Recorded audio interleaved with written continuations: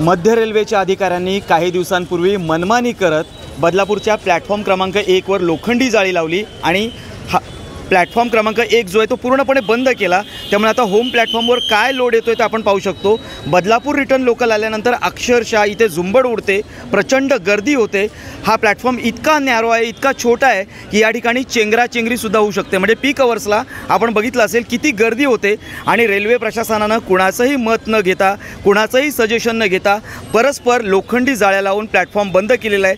त्याचा प्रचंड मनस्ताप जो आहे तो बदलापूरकर प्रवाशांना सहन करावा लागतोय।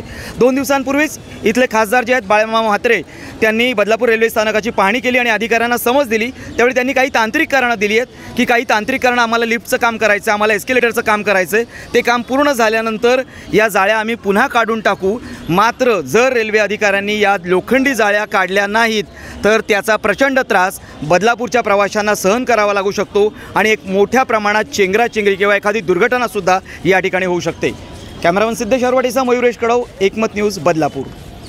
डिजिटल बातमीदारीच्या युगात अल्पावधीतच नावारूपाला आलेल्या आणि लाखो प्रेक्षकांच्या पसंतीस उतरलेल्या एकमत न्यूज चॅनलला इंस्टाग्राम आणि फेसबुकवर फॉलो करा, यूट्यूबवर सबस्क्राईब करा।